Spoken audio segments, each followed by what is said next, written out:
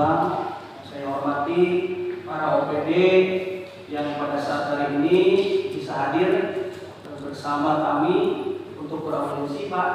Yang saya hormati juga kepada rekan-rekan media, yang saya hormati kepada seluruh anggota Bujang Pajajaran yang pada kesempatan hari ini bisa untuk hadir. Sengaja Pak, pada hari ini kita membawa beberapa ketua DPC ini sebagai bahan edukasi Pak, sebagai bahan pembelajaran untuk masing-masing ketua DPC bagaimana caranya cara beraudiensi ataupun menyelesaikan suatu permasalahan. Makanya kami bawa sebagai bahan edukasi. Selamat pertama-tama saya ucapkan terima kasih juga kepada ketua DPRD atau komisi itu Pak. Artinya kita menempatkan diri posisi pada saat sebagai social control, tapi harus ada win-win solution seperti itu Pak. Kita tanya kepada salah satu manajer, kenapa ini pembuatan PBG tidak diturunkan sementara itu regulasi itu wajib? Jawaban dari owner tersebut atau salah satu direksi yang ada di PT tersebut bahwa pengurusan PBG ini lebih murah harganya dibanding dengan biaya konsultan. Itu satu Pak. Artinya di sini harus ada win-win solusi Pak. Kalau misalnya kita mau investor mau datang ke Subang, artinya kita juga tracknya harus diluruskan dulu. Gitu. Dalam arti kata di sini kok kenapa biaya PBG ini ya sangat murah sementara biaya konsultannya ini sangat mahal gitu. Makanya nanti ada beberapa pertanyaan juga yang tertuju kepada PUPR, kami kepada PUPR khususnya, tapi saya tidak datang Pak. Jadi harus ada win-win solusi Pak. Gitu. Itu terkait industri ya Pak. Mungkin nanti saya akan bertanya kepada PUPR ini, satu, tolak ukur biaya konsultan ini dari mana? Sehingga bisa membludak dibanding dengan harga PPG atau pengurus PPG-nya Pak. Kedua, kewenangan camat kan sudah dicabut terkait IMB. Bagaimana menyikapi apabila pemohon PPG untuk rumah tangga? Karena masyarakat awam tidak mengerti terkait gambar. Jadi harusnya pihak Pemda ini khususnya membantu dalam pembuatan PPG bagi masyarakat yang fungsinya rumah tangga. Itu kan Pak. Yang ketiga, bagaimana sih perhitungannya Pak? Konsultan bisa mahal retribusinya, sementara PPG-nya lebih rendah dari biaya konsultan. Itu yang akan kita tanyakan kepada PUPR. Sementara ini yang membuat hambatan dari sektor perizinan Pak. Kenapa sih Ormas Bujang ini lebih mengarah ke perizinan? Karena menurut kami ini adalah merupakan pintu gerbang masuk kita untuk meningkatkan PAD Pak. Kalau perizinannya kita di on the track-kan lagi, kita kembali lagi ke jalurnya on the track. Gitu. Insya Allah Subang akan meningkatkan PAD-nya dan meningkatkan PAD-nya. Mau tidak mau, suka tidak suka, Subang ini sudah menjadi kabupaten industri setelah Kabupaten Karawang. Artinya sumber daya sistemnya yang memang selama ini ada yang mandek ya kita harus track-kan lagi Pak. Ya alangkah bagusnya Pak dengan istilahnya dengan dilantiknya dewan-dewan yang baru. Mudah-mudahan ini bisa mendengarkan aspirasi Pak Haji. Mudah-mudahan bisa mendengarkan aspirasi. Bagaimana aspirasi masyarakat ini, tentunya kami dengan wadah sosial kontrol, khususnya Ormas Bujang Pajajaran ini bisa membantu. Karena tujuan dan visi kami adalah selaras dengan pemerintahan. Bagaimana caranya membantu, baik OPD, legislatif, yudikatif, membantu supaya terjadi sinkronitas. Sehingga mengakibatkan atau menjadikan Kabupaten Subang ini menambah pendapatan asli daerah. Tentunya untuk masyarakat Subang sendiri Pak. Gitu. Jadi kita beberapa perusahaan ini terkait PBG itu jangankan SLF ya Pak, PBG saja ini sekarang banyak yang ngeluh Pak, makanya ini investor ini jarang yang mengurus Pak. Ini kan harus ada win-win solusi Pak, win solusi yang terbaiknya seperti apa gitu. Jadi lebih mahal biaya konsultan, makanya kami ini lebih bingung bagaimana cara tolak ukurnya seperti apa itu. Itu mungkin yang dari sektor industri Pak.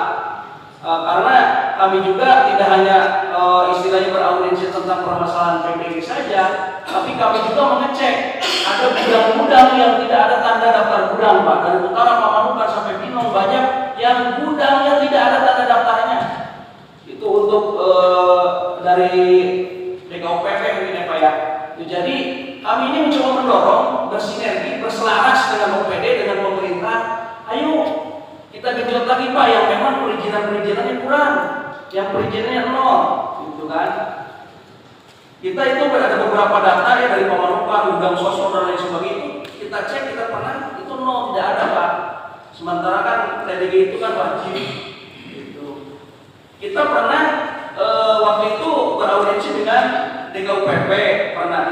Bahkan kita menjelaskan bahwa perusahaan-perusahaan yang memang tidak punya TDG-nya, gudang-gudang yang tidak punya TDG-nya. Sementara kan dalam arti kata di sini yang namanya Satpolda ataupun DPM PTSP, Satpolda ini kan sebagai penegak perda cuma di atas rekomendasi Pak. Satpolda tidak bisa bergerak kalau tidak ada rekomendasi dari dinas teknis atau dinas terkait. Begitupun DPM PTSP tidak akan mengeluarkan izin akhir kalau tidak ada rekomendasi dari dinas teknis terutama. Itu dari sektor industri Pak. Terus dari sektor perumahan. Dari sektor perumahan kita pernah beraudiensi Pak dengan DPKP terkait perumahan-perumahan yang ada di Kabupaten Subang. Ada beberapa masyarakat juga yang mengeluhkan kepada kami bahwa di perumahannya tersebut itu developernya itu mangkrak, ditinggalkan oleh developernya sampai dari 300 sekian beberapa perumahan itu kalau tidak salah itu 7 yang baru menyerahkan PSP-nya kepada pemerintah Kabupaten Subang Pak. Artinya harapan dari kami di sini jangan sampai para developer ini yang membangun perumahan-perumahan atau properti yang ada di Kabupaten Subang ini yang minimal harus ada kualitasnya Pak. Jangan sampai dia membangun tiba-tiba ditinggalkan begitu saja, ataupun yang memang sudah ada unitnya tidak diserahkan PSP kepada pemerintah. Yang dampaknya yang kita rasakan yang mungkin ada beberapa penghuni perumahan juga yang terkena dampak. Ketika ada kerusakan mereka mengurus sendiri ataupun tidak bisa, hanya pembangunannya hanya swadaya gitu. Itu karena memang harapan kami juga coba kepada dinas DPKP ya Pak. Jadi ketika si developer ini memberikan set plan awal, itu artinya kan sebelum pembangunan ini kan diberikan set plan. Di situ sudah ada fasilitas sosial dan fasilitas umum. Harapan kami itu jangan hanya di awal saja Pak, tapi harus ada pengawasan. Karena tidak sedikit developer yang tidak mengindahkan pasus dan pasul Pak. Bahkan salah satu perumahan yang pemakamannya itu kepada warga sekitar. Jadi tidak di pasusnya tidak dijalankan. Yang kami juga ingin tanyakan kepada DPKP Pak, satu, apakah ada biaya pengurusan terkait rekomendasi dari dinas DPKP, set plan dan bil banjir? Itu Pak ya, untuk DPKP. Terus yang ketiga Pak, kami juga mempertanyakan kepada Bapenda Pak, apabila developer properti akan melakukan perluasan ya atau penambahan bangunan, tetapi SPPT-nya yang dimiliki masih berupa tanah Pak, tanpa bangunan. Untuk menambah modal harus mengajukan pinjaman ke bank. Sedangkan di bank harus ada persyaratan SPPT Pak. SPPT bumi dan bangunan. Developer mengajukan perubahan SPPT ke kantor Bapenda, apa yang akan Bapenda lakukan Pak? Karena mohon izin, artinya ini kan ada beberapa developer juga yang ketika mengajukan lahannya kosong tapi itu bangunannya ada di salah satu bank gitu. Setelah meraup keuntungan dia istilahnya cek out kabur.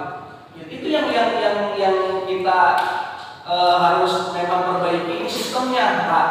Saya harap kepada legislatif juga membantu kami Pak, istilahnya sebagai wakil rakyat yang tentunya berpihak kepada kemaslahatan rakyat juga Pak. Kami semata-mata lakukan ini, observasi kami, audiensi kami ini semata-mata untuk meningkatkan PAD untuk Kabupaten Subang. Kita ini sangat peduli miris ketika di beberapa sektor perizinan ini, retribusi dan lain sebagainya, terutama sektor industri ini tidak diindahkan. Itu mungkin Pak garis besarnya pertanyaan kami terhadap para OPD yang tadi disebutkan. Mohon dijawab tentang pertanyaan-pertanyaan dari Ormas Bidang Pertanian tadi. Terima kasih Pak. Tentang penetapan Perpu Organisasi Masyarakat Juga Undang-Undang Republik Indonesia Nomor 33 Tahun 2012 tentang organisasi kemasyarakatan. 4. Undang-Undang Republik Indonesia Nomor 9 Tahun 98 tentang kemerdekaan menyampaikan pendapat di muka umum. 5. Undang-Undang Republik Indonesia Nomor 14 Tahun 2018 tentang keterbukaan informasi. Inti dari surat yang dilayangkan oleh Kementerian Perhubungan Nusantara itu adalah seperti ini.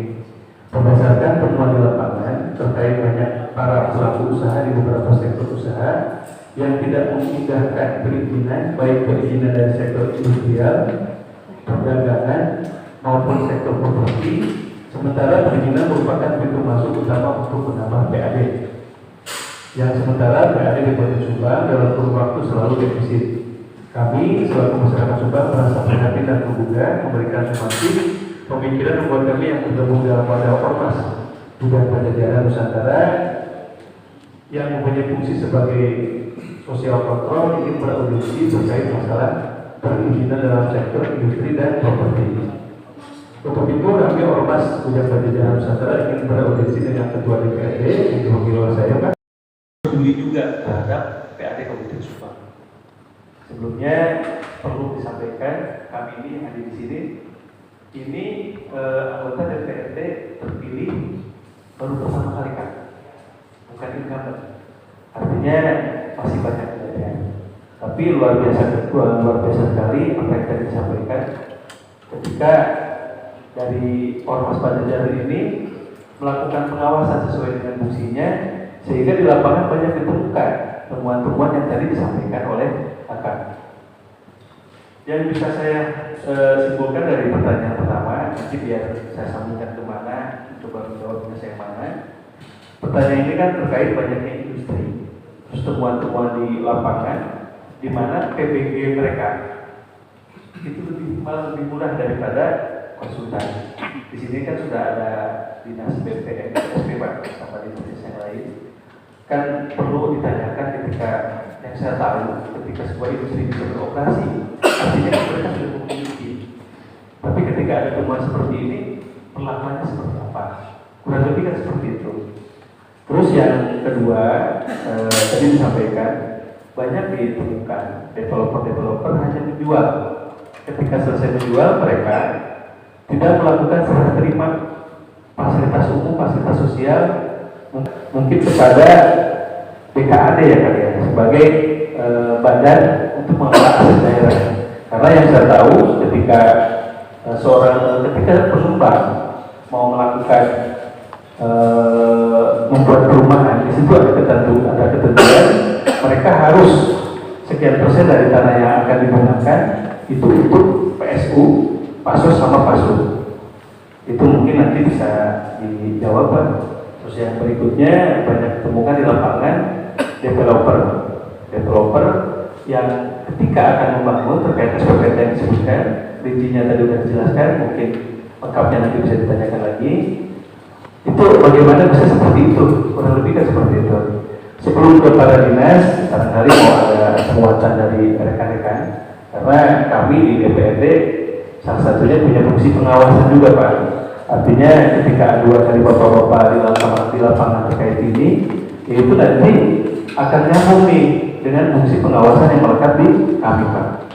Tapi sebelumnya saya ulang lagi, saya apresiasi yang luar biasa kepada DPP Kujang yang sudah sebelumnya melakukan pengawasan itu. Barangkali dari teman-teman ada. Enggak, untuk pertanyaan yang pertama dinas yang terkait sambil menunggu yang dari PPR ya Pak ya. Terus dari tim sekretariat mohon nanti kan ada disebutkan ke PPR tapi belum datang, mohon dicatat ya. Sudah ada? Sudah ada Pak? Oh siap. Bapak bisa di sini Pak? Biar ikut menjelaskan Pak.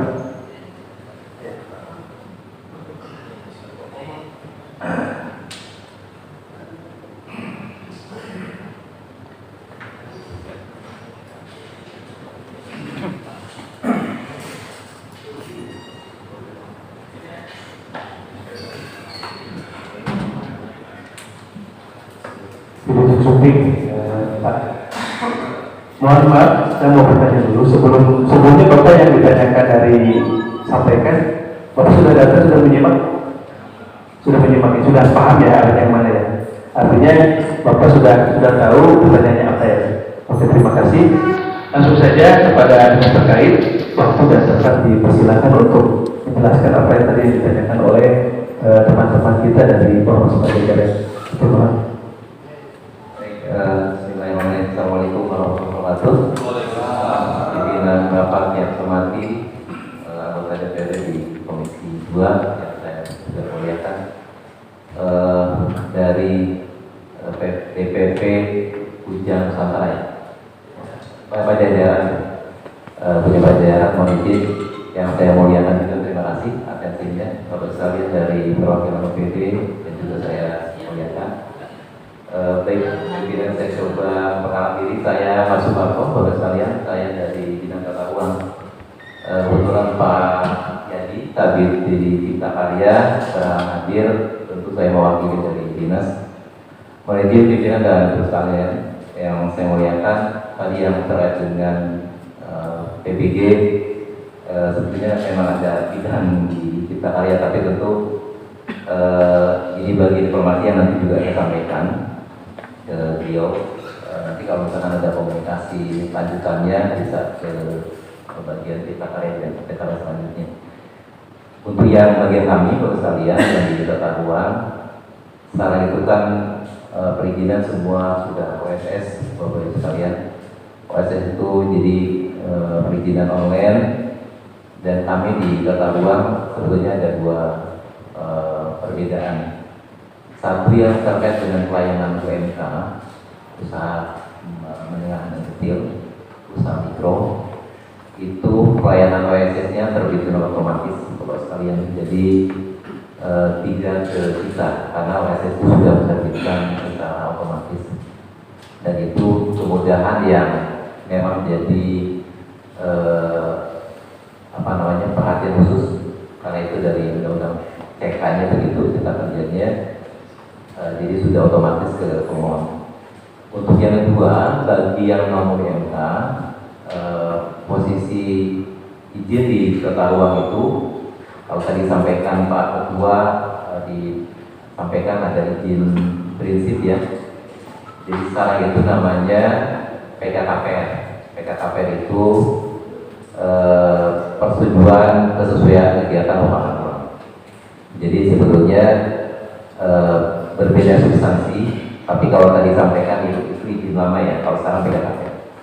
PKKPR itu soalnya juga online, dan untuk di kami di Tata Ruang mekanismenya biasanya setelah proses pendaftaran dan praktek BPN-nya selesai. Jadi nanti ada rapat forum. Nah, rapat forum itu nanti dapat disetujui atau tidaknya itu forum yang menentukan, karena forum itu salah satu anggotanya tenaga ahli dari Ketenaga Kerjaan, tokoh masyarakat, juga dari akademisi, dan semua perwakilan pemilu. Nah, setelah itu baru dilanjutkan dengan izin-izin yang lain, misalkan dari dinas lingkungan hidup atau urusan dengan pengurusan IMB atau PBG. Nah, di kita di posisi PKKPR itu tergantung dari proses pemasukan dokumen di online. Nah, itu yang biasanya memerlukan waktu itu di BPN, karena mereka harus survei dan data fakta lain. Jadi sementara tidak ada masalah Bapak sekalian untuk di PKKPR, semua berjalan sesuai dengan koridornya, sesuai peraturan. Nah, untuk yang tadi dengan urusan PBG, mohon izin pimpinan Bapak, saya tidak bisa menggambarkan, memang tupoksinya tidak di kami. Tapi mohon izin Pak Ketua DPP, nanti saya sampaikan ke pimpinan untuk dapat dijelaskan. Mungkin itu yang saya sampaikan. Terima kasih. Assalamualaikum warahmatullahi wabarakatuh. Terima kasih Bapak. Assalamualaikum warahmatullahi wabarakatuh. Yang hormat pimpinan rapat, yang hormat teman-teman OPD, yang terhormat Ketua Ujang Pajajaran Saudara Yoga. Terima kasih. Mohon izin sebelumnya ya, Kepala Dinas tidak bisa berkenan hadir karena ada rapat MCP KPK di luar rapat Bupati. Terus Kepala Bidang Koordinator PPSP tidak bisa menghadiri dikarenakan ada audit kinerja dari BPKP Provinsi Jawa Barat. Sebelumnya mungkin saya akan meluruskan apa yang Saudara Yoga sampaikan terkait yang pertama terkait izin prinsip.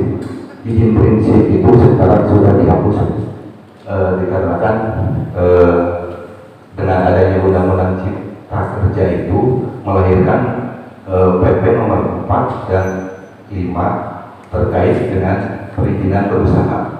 Perizinan berusaha itu memiliki resiko rendah, menengah, dan tinggi, di mana dalam Undang-Undang Cipta Kerja itu prinsip dasar dari perizinan itu ada 5. Yang pertama NIB, yang kedua PKKPR, apa yang disampaikan oleh Pak Kabid Tata Ruang itu. Yang ketiga persetujuan lingkungan ataupun dokumen lingkungan.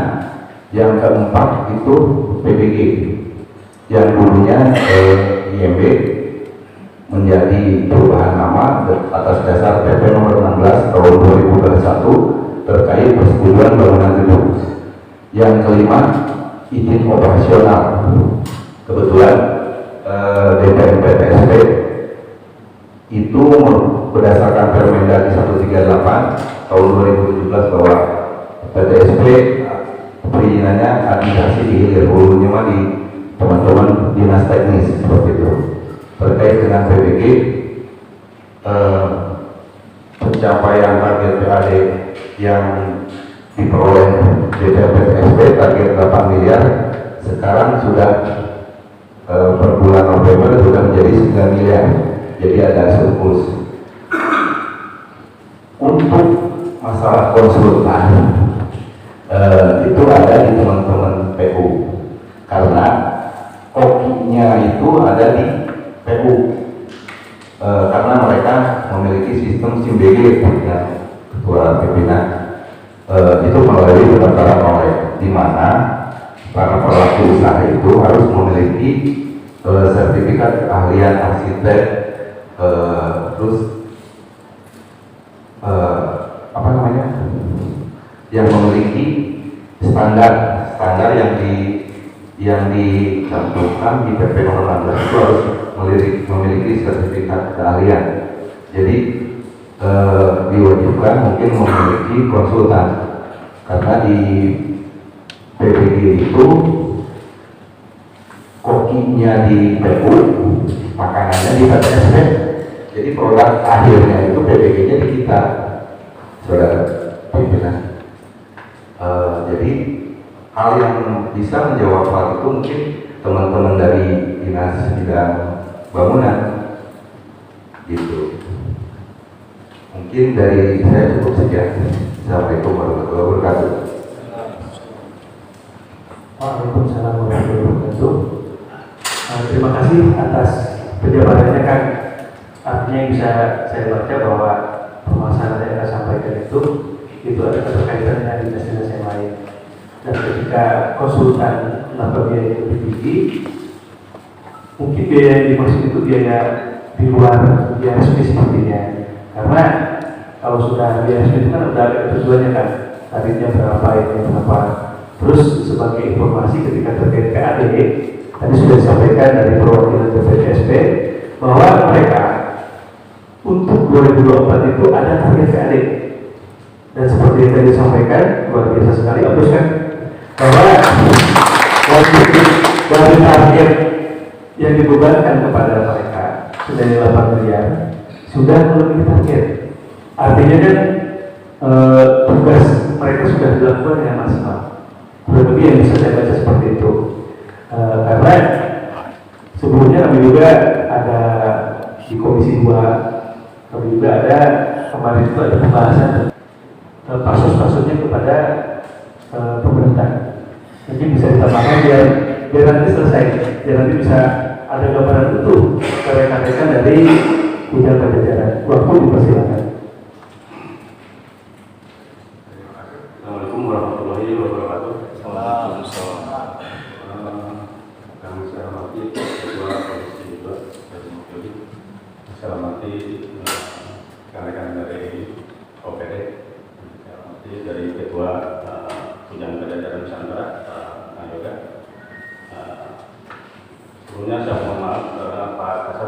ini beliau Rakornas di DPR terkait dengan Tanjung. Tentu dalam kami sebagai peraturan daerah tentu ada proses yang harus kami lakukan, dan pertama mungkin sesuai dengan peraturan Bupati nomor 368 tahun 2022 tentang penunjukan pelaksanaan peraturan daerah melalui sistem kolaborasi dalam penegakan peraturan daerah. Tentunya ada komitmen yang harus dilaksanakan, pertama yaitu melakukan pengarahan atau melakukan pengarahan kepada dan badan hukum yang mengangkat peraturan daerah.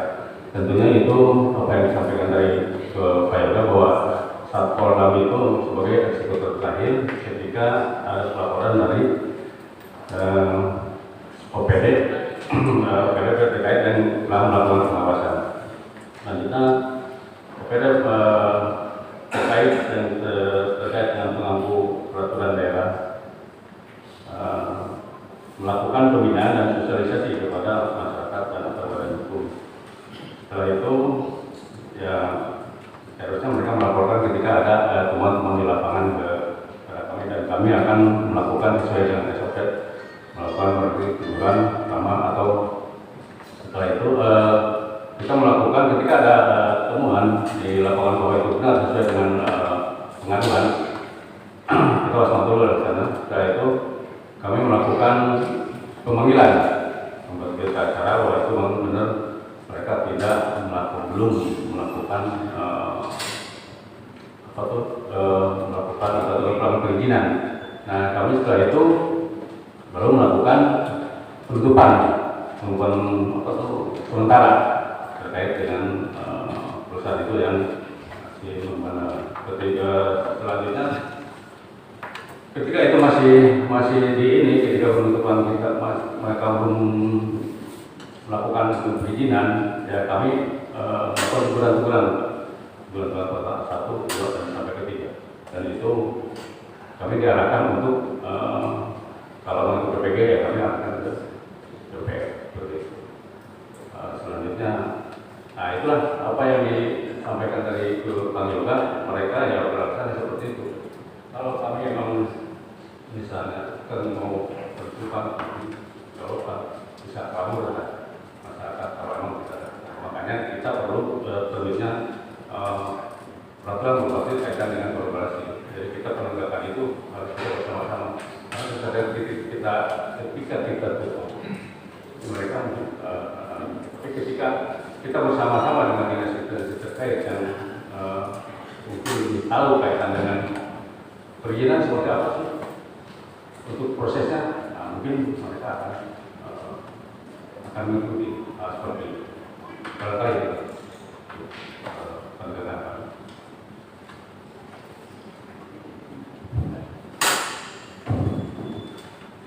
Ya betul Pak, dalam Undang-Undang 30 bahwa Satpol dan ini kan sebagai aktif aparat internal pemerintahan. Seperti apa yang saya katakan tadi, bahwa DPP adalah jaga gawang, Pak. Dia ini atas rekomendasi dari dinas-dinas teknis itu Pak. Terus Satpol pun sama penegakannya tetap harus atas dasar rekomendasi dari dinas terkait Pak. Sebetulnya ini yang kami tanyakan ini tadi tidak dijawab seutuhnya. Sebetulnya kami ingin menanyakan aja, kalau memang regulasi itu sudah benar ketentuan yang untuk PPG, berarti tarifnya harus ada. Dari itu harus jelas. Nah, kami kan menanyakan di sini, kalau ukur biaya konsultan itu dari mana, Pak? Ini kan yang menjadi permasalahan di bawah itu dari investor itu kan seperti ini, Pak, yang terjadi. Memang kita aplos sudah terjadi peningkatan PAD dari tadi Pak Cecep sudah dari DPMPTSP. Ini yang jadi kendala ini kan ada beberapa juta perusahaan yang berbahasa bahwa pengurusan PPG ini lebih murah daripada biaya konsultan. Makanya kami dari Ormas Bidang Pajajaran ini menanyakan, satu, tolak ukur biaya konsultan ini dari mana? Yang kedua, bagaimana penghitungannya? Biaya konsultan bisa mana, retribusi PPG-nya lebih rendah. Itu sebetulnya Pak yang kita tanyakan itu seperti itu. Jadi kami ini betul-betul supaya investor nyaman, PAD pun bisa masuk Pak. Artinya kan ada win-win solution yang menanamkan modal Kabupaten Subang juga banyak. Terus pemerintah pemerintah Kabupaten Subang juga bisa menghasilkan dari keahlian tersebut. Gitu. Itu pemimpinan sebentar. Oh iya, sebentar Pak, mohon. Mungkin dari beberapa perusahaan juga, ada beberapa perusahaan juga, kami berharap dengan adanya Bapak Dewan yang baru bisa bersinergi Pak, kami juga ada beberapa temuan ini Pak, beberapa temuan pabrik yang izinnya izin gudang, tapi di dalamnya ada produksi Pak. Nah ini Pak, jadi mohon kepada Bapak Dewan dan DPRD sebagai pengawasan, mari kita bersama-sama Pak. Ini izin-izin yang gudang ini banyak Pak, supaya ditertibkan jadi izin produksi gitu. Terus ada beberapa pabrik juga yang izinnya izin mereknya satu, mereknya Pak, tapi di dalamnya ada 5 produksi. Izinnya izin timun, ada timun, ada terigu. Gitu. Jadi ada beberapa juga kita sudah ini bukti-bukti perusahaan yang membuang limbah Pak. Di mana saja ini? Kita sudah kumpulkan bukti-buktinya. Sekali lagi saya tegaskan bahwa Ormas Bujang Pajajaran ini tidak tendensius menyalahkan pribadi atau tidak tendensius menyalahkan secara personal Pak. Tapi kami ingin Subang ini benar-benar merasakan apa yang menjadi haknya, terutama CSR-nya, PAD-nya itu Pak. Jadi investor pun merasa nyaman datang ke Subang, kita pun sebagai pemerintah, sebagai warga masyarakat Subang bisa merasakan gitu. Itu Pak, ini Pak. Ya. Atau mohon kan juga. Jadi PPKD sebenarnya nggak udah apa-apa dulu lagi. Mudah-mudahan. Terus terkait tadi yang temuan-temuan kan, karena emang benar-benar sudah sawarnya banyak sampai kemudian diskusinya. Benar.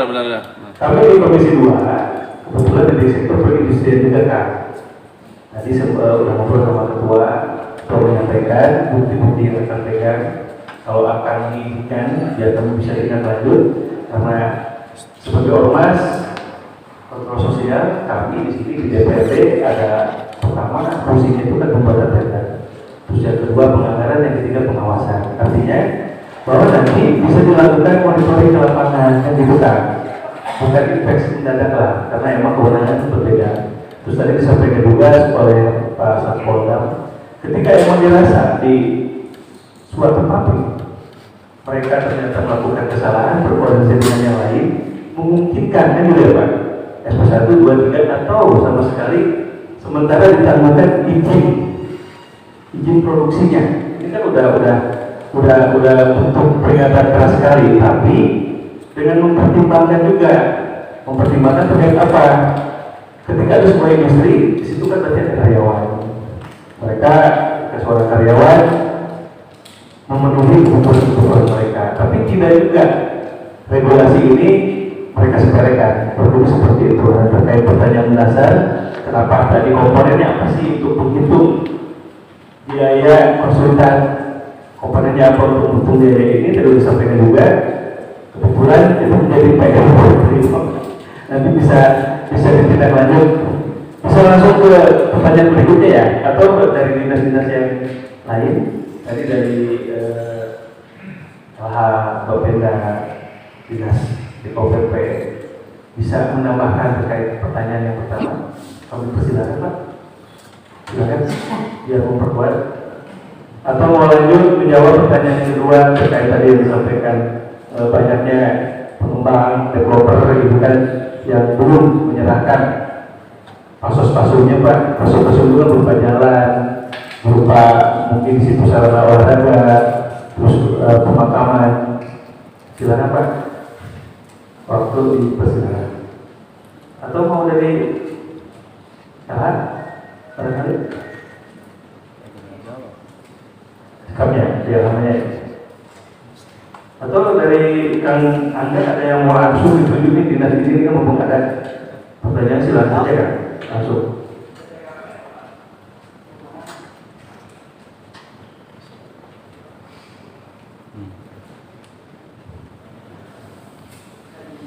Bingung, Pak pimpinan kalau misalnya bertanya tidak ada dinas terkaitnya kan bingung.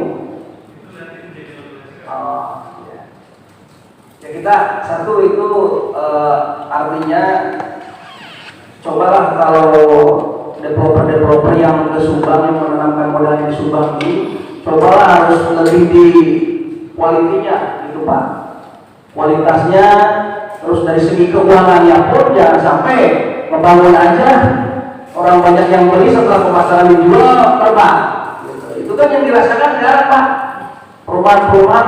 Saya sangat miris waktu di DKUPP itu 7 dari 300 developer yang menanamkannya di sini membangun perumahan, 7 yang menyerahkan ke PSU gitu.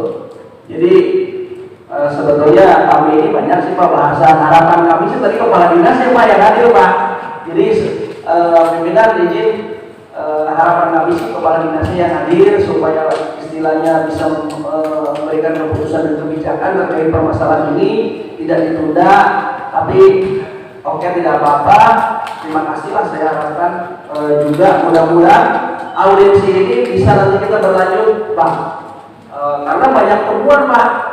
Kita sengaja kita ini mencoba beraudiensi ke perusahaan-perusahaan Pak, karena kami rasa bahwa suka tidak suka mau tidak mau Subang ini harus memperbaiki SDM-nya dan sistemnya Pak.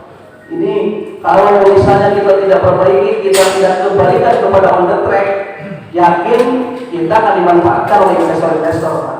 Gitu. Artinya ulah laju di luar sorangan Pak, akan seperti itu cekasannya Pak.